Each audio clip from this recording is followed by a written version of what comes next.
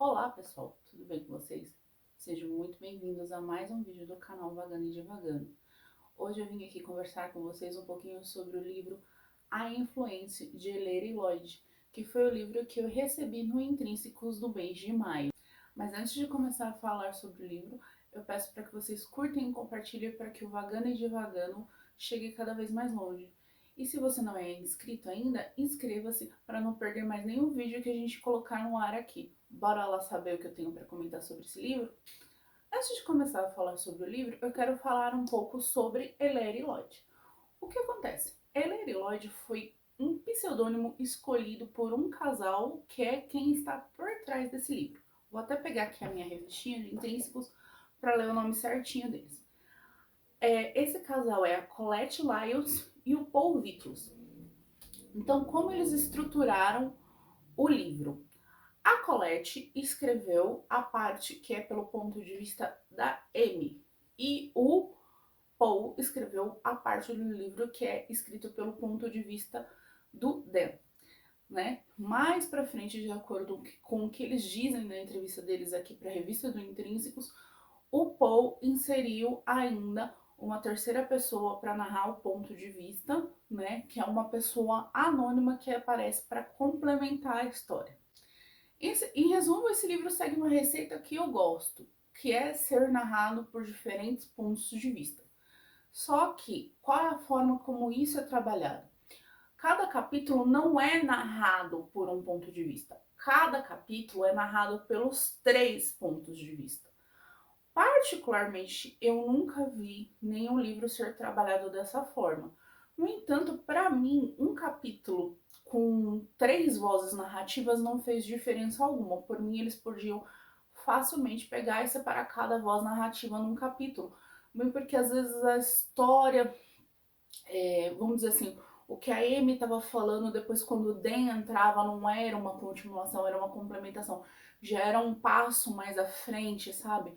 Não fazia diferença estar no mesmo capítulo ou não. Algumas vezes que acontecia que as três vozes estavam inseridas ali naquele mesmo tempo narrativo, mas não foi uma constante. Quando você trabalha com uma história que tem três pessoas narrando ou mais pessoas narrando, eu já vi livros com várias pessoas narrando, vi de Game of Thrones, que cada hora tem um personagem narrando e a lista de personagens é gigantesca. A gente tem que dizer que, assim, para você narrar pelo ponto de vista de pessoas diferentes, é um trabalho descomunal para você conseguir carregar personalidades para cada ponto de vista narrativo. Eu acredito que a história já fluiu melhor para os dois, porque se é cada um escrevendo um capítulo e um complementando o outro, né? É, você carrega cada um com a sua personalidade, com o teu jeito, e acho que isso facilita a escrita. Mas isso, gente, é só minha opinião, né? Se para eles foi mais fácil ou não, eu não sei. Eles falam, né, que cada um escrevia seu capítulo, colocava arquivo no Drive, o outro lia, complementava e assim ia indo. Mas para mim, como leitora, deu para perceber, né, que tem bastante essa diferença de características e cada um com a sua própria característica. O que às vezes quando uma pessoa só está escrevendo um ponto de vista de várias pessoas, não consegue ficar legal. Então, esse ponto é um ponto bem forte e muito bom no livro. Agora vamos falar sobre a história, sobre o livro e sobre como foi ler esse livro. Quem viu o unboxing que eu fiz do Intrínsecos, viu que eu fiquei bem empolgada sobre a premissa do livro quando eu apresentei ele para vocês. Então, eu já fui com uma expectativa extremamente alta, né? E aí, quando eu fui marcar no Scooby, que eu estava começando a minha leitura, eu vi que o livro estava avaliado com 3 estrelas em média. Eu fiquei assim, gente do céu. E aí, o que vai ser desse livro, né? Tô com a expectativa lá em cima, a maioria das pessoas não está falando que não é bom. Vamos lá, vamos ler para crer, porque eu sou muito dessa, né? Vi, por exemplo, os Bridgertons, que todo mundo gostou do livro 3 e 4 e eu e o Wesley detestamos, cada um tem que ter sua experiência. Enfim, vamos lá. Ah, eu li esse livro em apenas 4 dias, mas acabou sendo, a princípio, uma leitura extremamente arrastada, até particularmente metade do livro. O que acontece? No começo do livro, nós somos apresentados a quem é a Amy, o que ela faz, que tipo de influencer ela é. Ela é uma influencer de maternidade, né? Tudo que ela passa, como são os filhos dela, as mentirinhas que um influencer conta e por aí vai indo. E somos apresentados também ao Dan, que é um escritor que faz anos que não publica nada, que com a questão de ter os filhos pequenos tem a rotina, né?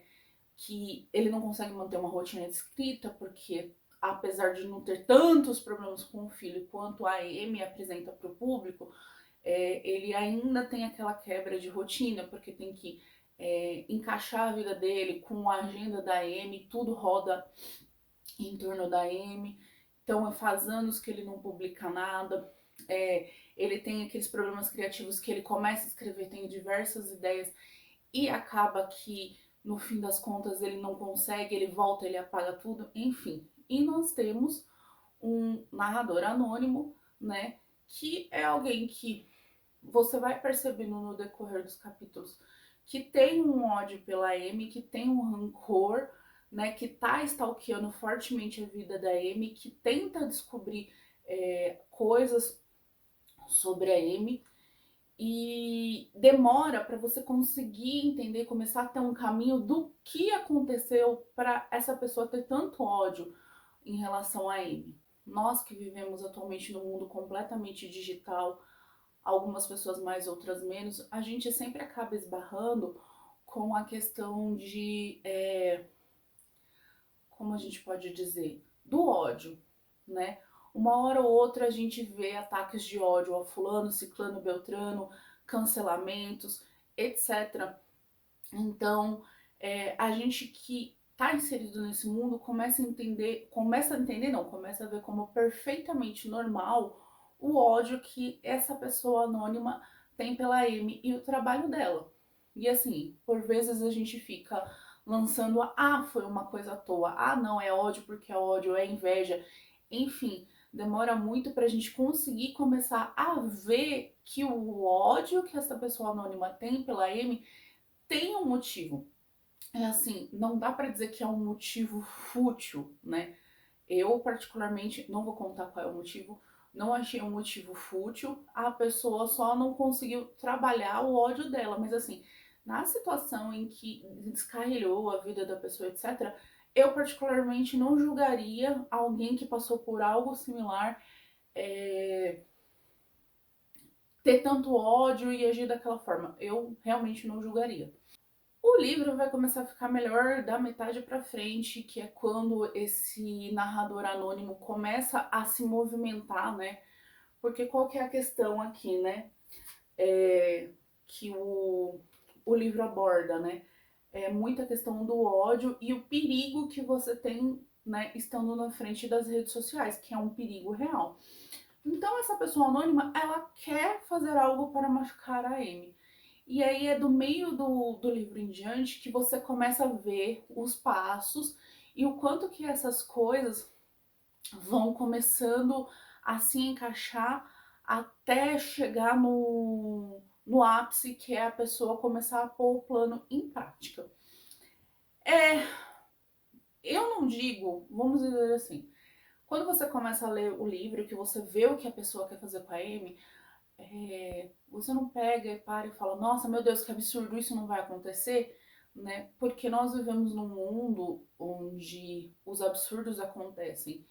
E, particularmente falando, apesar de eu não gostar de ver esses programas de TV onde é só sangue e lágrimas, assim, né? Esses jornais desse tipo, eu vejo como o que aconteceu, o que esse narrador anônimo fez com a Amy, eu não vejo como o cúmulo do absurdo. Eu consigo ver como, assim, do jeito que as coisas andam atualmente, como algo que aconteceria facilmente e passaria no programa do Datena, gente. Quem falar que isso é impossível, é absurdo e etc., né, não tá inserido muito no contexto de realidade que a gente vive, infelizmente, nos dias de hoje.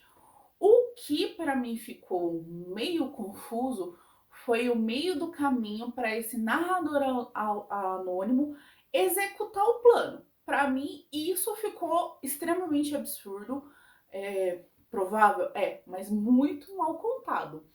Mas do contrário, o que aconteceu, né?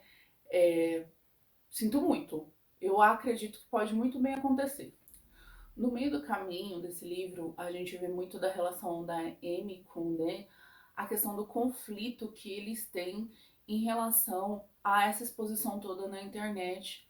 Conforme as coisas vão acontecendo, conforme vai se notando que a família vai entrando em perigo, os problemas que vão sendo apresentados, né?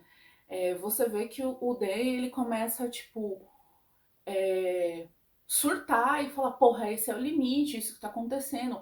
A Amy, de certa forma, tá levando alguma coisa com os olhos de que tá tudo ocorrendo normalmente.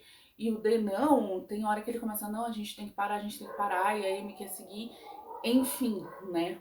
E, mas ainda assim você vai percebendo no decorrer do livro que até o momento que o Dan se vê obrigado a logar na conta da Amy para encontrar respostas, ele sabia que a Amy passava por algumas coisas, apesar de tomar todo o cuidado para não expor em excesso os filhos, etc. E aí, uma hora que ele é obrigado a logar na conta dela, que ele percebe realmente pelo que a Amy pensa não, passa, tudo que acontece, o quanto ela sofre uma pressão psicológica. Esse é o resumo todo do livro, a parte que eu achei do livro e tudo mais.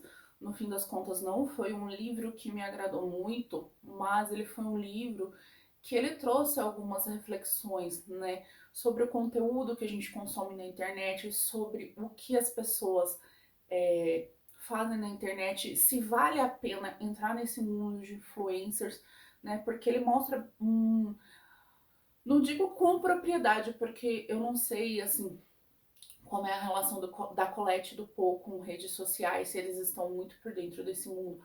Mas assim, você começa a ter uma. Para quem, né? Eu já tenho uma noção do quanto influencers são artificiais e contam histórias, né? Que seguem um contexto que a vida, que o que eles mostram não é a vida real deles. Eu tenho essa consciência, né?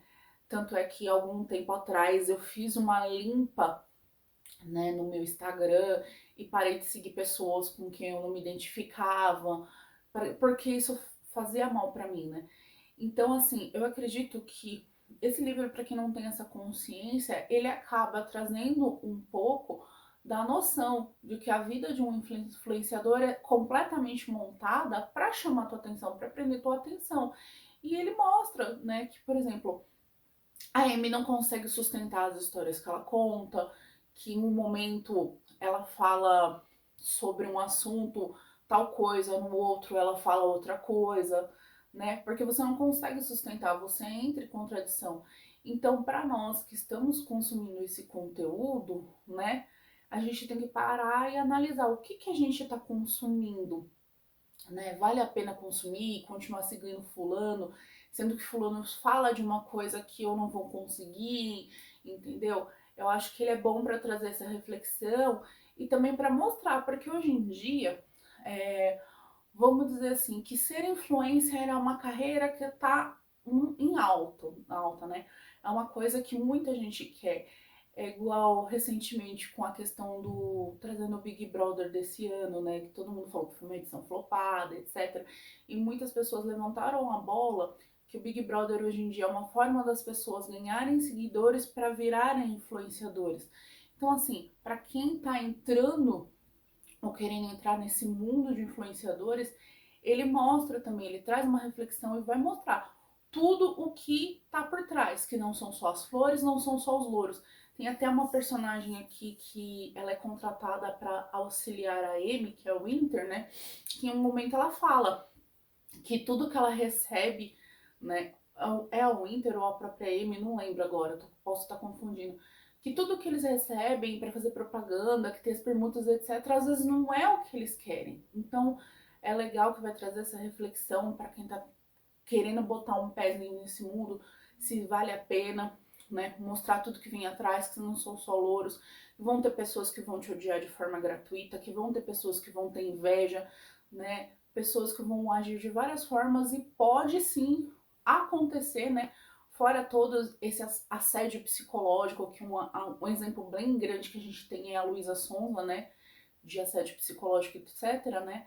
Também tem essa questão de que uma hora alguém pode ser louco o suficiente para te fazer mal de maneira física, né? Então, eu espero que quem lê esse livro não leia apenas com olhar crítico para gostar da história ou não gostar da história, mas tire para si algumas lições sobre o que é esse mundo digital, esse mundo de influencers e o que ele pode refletir na nossa vida. Então é isso, pessoal. Isso é tudo que eu tenho a dizer sobre este livro. Né? Como eu falei, não foi uma leitura que me agradou, mas uma leitura que me trouxe muitas reflexões. Espero que vocês tenham gostado. Se vocês já leram o livro, se vocês gostaram ou não gostaram do livro, deixe aqui nos comentários. Por enquanto, a Intrínseca não... Eu chequei hoje de manhã antes de gravar esse vídeo. Ela não deu uma data de lançamento, mas me diz aí se vocês têm planos de comprar esse livro e ler, né? Vamos bater um papo bem gostoso por aqui. Eu vou indo nessa, beijinhos e até a próxima. Tchau, tchau!